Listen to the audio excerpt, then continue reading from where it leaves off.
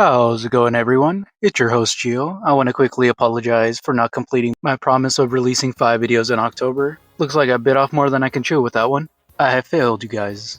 I mean, the videos are still going to come out, they're just going to be coming out at a later date. With that said, I hope everyone had a safe and spooky season. Today, let's switch it up again by checking out a movie not set in the horror genre. A movie I find entertaining, even if it has the same kind of sleazy raunchiness as vampires. This time we're heading to a Japanese women's prison, where sadistic guards and even some of the female prisoners torment a poor innocent woman, dealing with the hardest heartbreak of all, betrayal. I'm talking about Shunya Into's 1972 directorial debut, Female Prisoner number 701, Scorpion, based on the manga by the same name, Sasori, by Toru Shinohara. The story tells of Nami, a woman sent to prison after being betrayed by her detective lover. She plans her revenge, but first she needs to get past the guards and fellow inmates. Before we get to the movie, I want to quickly explain what an exploitation movie is first. So if you want to get to the meat and potatoes of the video, I suggest skipping to this time here. Alright, so what is an exploitation film? It is defined as a film that seeks to commercialize on a current trend, niche genre, or sensational content. Those films often feature themes such as suggestive or explicit sex, sensational violence, drug use, nudity, gore, destruction, rebellion, mayhem, and the bizarre. Often associated with low-budget B-movies. So just about all the movies I've covered so far, whether it's The Beyond, Sorority Babes in the Slimeball Bolorama, Return of the Living Dead, or The Toxic Avenger. All those movies have one or more of those tropes. The 1970s and 80s are widely considered the peak for these kinds of films. While I've only covered the tip of the iceberg on this channel, other genres include spaghetti westerns, martial arts films, rape and revenge films, cannibal films, and black exploitation, better known as blaxploitation. All the fun I could have had with a good-looking stud like you. They all sound so interesting, but today we're going to be taking a look at women in prison films, a subgenre with origins in a pulp magazine that quickly became primetime television. These stories traditionally feature women who are abused physically and sexually, typically by wardens, prison guards, and other inmates as well. Women in prison films are often works of fiction intended as pornography. You don't say. But wait! There's more! A few films in the genre also feature a scene where inmates just start fucking, depicting more extreme fetishes such as voyeurism, strip searches, group showers, catfights, sexual fantasies, and fetishes like bondage, whipping, degradation, and sadism like beatings, torture, and cruelty. Why are you guys looking at me like that? Come on, you guys must have seen the top 10 video. You all know what I'm about. The WIP films have origins in a pulp magazine called Argosy, which actually started out as a child's weekly in 1882. By the 1950s, they became inspiration for several B-movies. Before moving on, I do have the unfortunate luck of informing you all that these films have a connection to Nazi exploitation movies. I won't give the genre too much attention for obvious reasons. However, it would be unfair to not credit these two movies in the genre that helped push WIP films and the concept to a wider audience. The first movie being 99 Women and the second being Love Camp 7, both of which were released in 1969. I highly recommend American Grindhouse on Tubi. It's a well-made documentary that goes in depth on the cultural tsunami that was grindhouses and exploitation films. To sum up the history, these movies were used as melodramas, stories of young heroines shown the way to righteousness by the way of prison reform. An early example of the genre in Japan was 1960s noir drama Death Row Woman, although the plot doesn't entirely focus in a prison. Which brings us to today's feature film. I don't want to waste any more time, so we'll save the manga talk for later. Roll it, Lou. Both the prison and the story and all the characters are fiction. They bear no connection to reality whatsoever. After the Toei Company logo, we open up to an award ceremony when the sirens blare. A prisoner has escaped. Ah damn, the certificate. In the tall grass is where we meet our main character, Nami Matsushima, played by the gorgeous, and as we'll see later, just as dangerous, Meko Kaji. She's on the run, but she's not alone. Close to her is her prison bestie, Yukiko Kita, a mute girl, and looks like she's in pain. Nami says not to worry though, it's just your period. Alright, now that they're leaving a trail, they let the dogs loose. One attacks Kita, but Nami beats it off with a stick. They make another run for it, but it's the end of the line. Never mind, Kita got a sneak attack off. They're on the run again. Okay, now they're at the end of the line. Hey, there's no need to get aggressive. The title song for the movie is Urami Bushi. After the credits, the warden scolds the guards for their incompetence and laziness for letting the prisoners escape, leading to this hilarious scene where they go around slapping everyone. They're not the only ones getting punished though. The guards announce they'll be cutting back on meals for the next 7 days. They head into the kitchen, dumping out the food. Of course, in retaliation, the prisoners make a ruckus. Elsewhere, Nami, or how the prisoners refer to her as Matsu, is locked in solitary confinement. Next to her is Kita. Seems to be doing okay though. They communicate by tapping their heads on the wall. At the same time, a fellow prisoner arrives to give Matsu her supper. She treats her like a dog, only getting this scary smirk in their whole exchange. The warden then arrives to hear an explanation for her attempted escape, but Nami stays quiet, at least for the warden. She goes into her backstory. She had fallen in love, head over heels, for a narcotics officer named Sugami. He slowly unravels her layers until she's bare, proclaiming,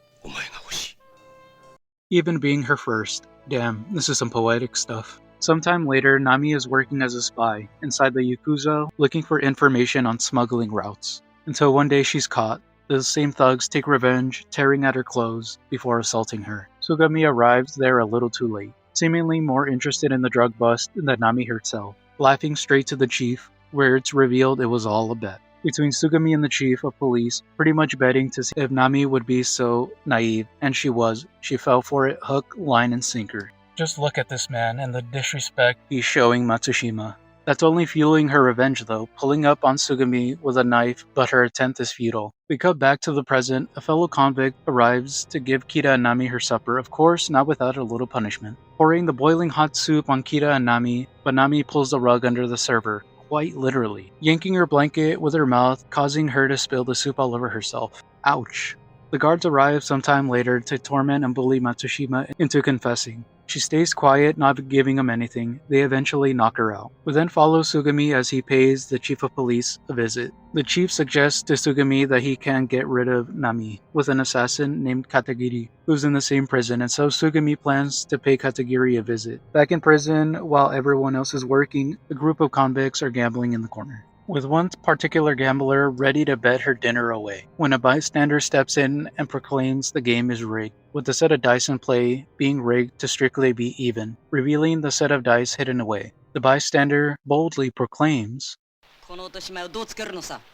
they get into a tussle, however, the blue corner got ham, but the guards arrive. In the next scene, the ladies head to the showers. These two are looking for payback. Katagiri pulls out a pin of some sorts. They stuff it in the other female's uniform, ready to set her up. However, Nami clocked that shit from the shadows. After the shower, the female convict is punished by the guards for having the pin. Masaki desperately looks around for Miss Hands, spelled Hands, because I don't know her name.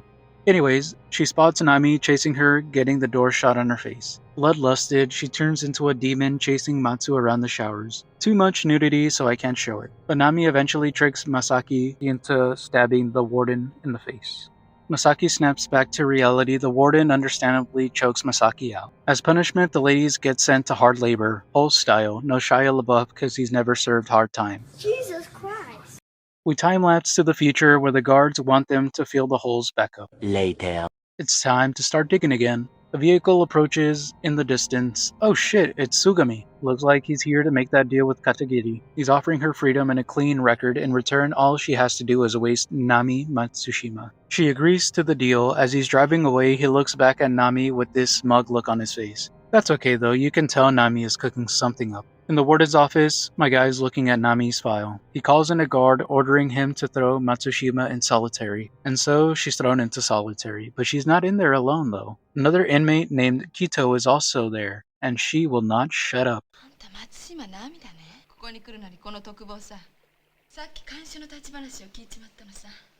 In the middle of the night, Nami looks to be in pain. Kito goes over to comfort her. However, Nami wants her to comfort her in another way. Kito pleads for her to stop, but by the end of it, she's practically begging for more. Look at Nami standing over her like, huh? What, you want some dick?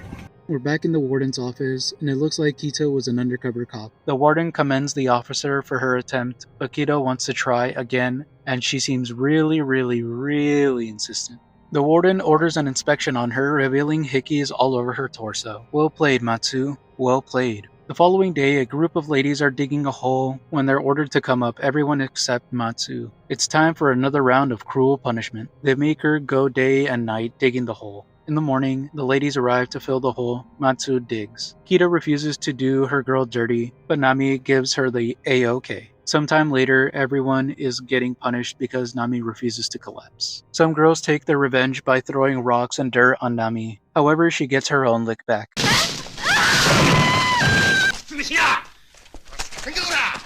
Some ladies collapse from exhaustion, with guards forcing them to stand and work. Nami eventually collapses herself. The guard goes to hassle her. Kita's had enough though, taking the guard out with a shovel.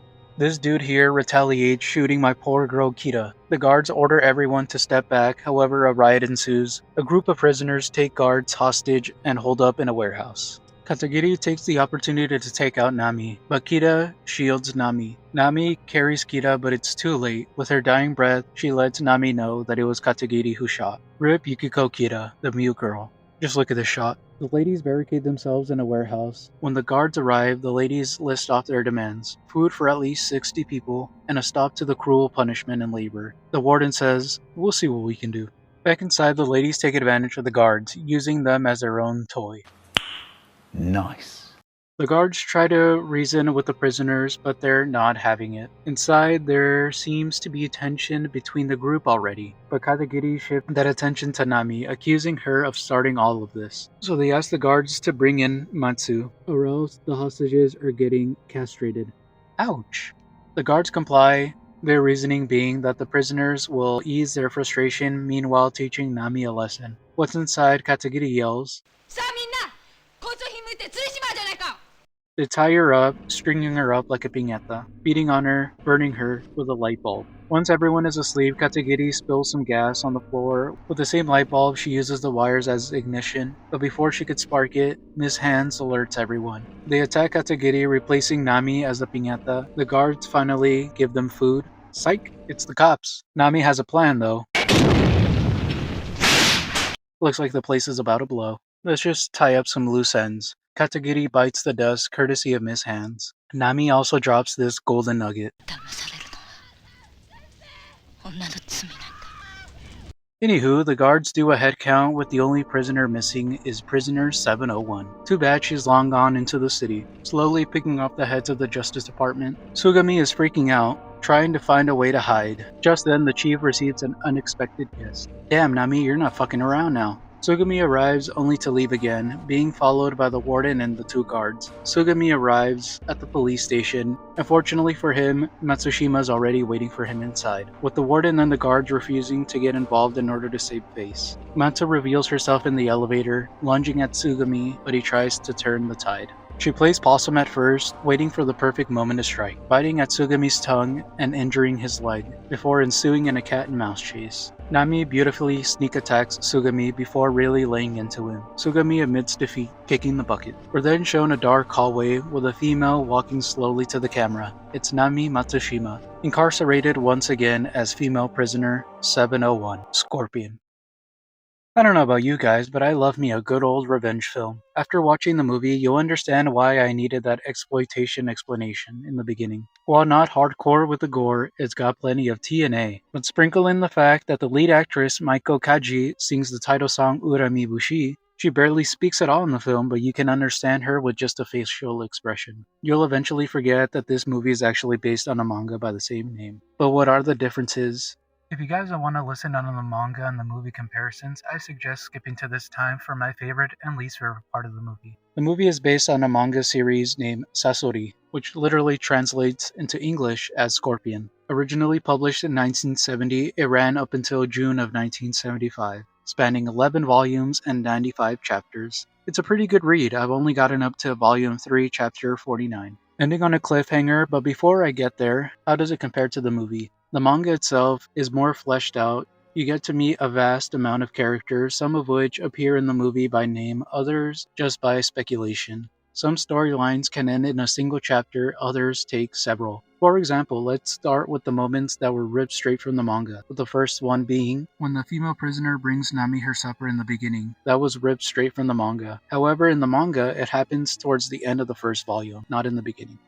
as well as the guards entering Matsushima's cell to question her. Number 2 would be when they stick an undercover cop in Nami's cell. The last comparison would be the prison riot/hostage situation. While in the movie it began with Kira's death, in the manga it starts when a male prisoner is being held there for the time being and has been in contact with a fellow female inmate and is taken away. Those are just some of the key similarities. There are plenty more, like Katagiri and the other female inmates trying to frame Miss Hands with a pin, and Kira dying. Speaking of, let's start there with the differences. For example, Kira is also killed in the manga, however she's thrown from a watchtower. In the manga, it has a different beginning. Nami is a newbie, instead of her already having 3 years in the joint. Even Nami herself has a lot more dialogue in the book. She's not 100% silent, but she chooses her words more carefully. And probably the biggest difference of all is Sugami and Nami's relationship. Let's go over the timeline in the manga. Nami owns a high-end boutique when one day she runs into Sugami, who happens to be surveilling a building for smugglers. Sugami in the manga is described as being quiet and uncouth, which for Nami was perfect. When the betrayal happens in the book though, it's Sugami who suggests meeting at a cafe. That's where Nami is assaulted, and just like in the movie, Sugami is more worried about the criminals than Matsushima. The differences don't end there. When Nami is on the run, going after Sugami, she doesn't kill him, she gets caught right as she's about to get her revenge. Now, I did say that I didn't finish the manga series, so who knows, maybe she does, maybe she doesn't get her revenge. I will say though that the manga is a great read. Now, if you were to give the manga a score out of 10, I'd give it an 8 out of 10. It doesn't stand out a whole lot in terms of storytelling, but some of the full page designs, or even a solo panel of a watchtower at night, looks great, both because of its simple design and fantastic shading. Alright, now for my favorite and least favorite parts of the movie. My favorite part has to be the artistic flair they tried to display in this semi-pornographic film. Like Sugami slowly unraveling Nami, slowly pulling off each layer only to betray and abandon her. Fucking scumbag. Or when the prisoner is possessed and is chasing Nami around. Moments like that really elevate the movie into something more.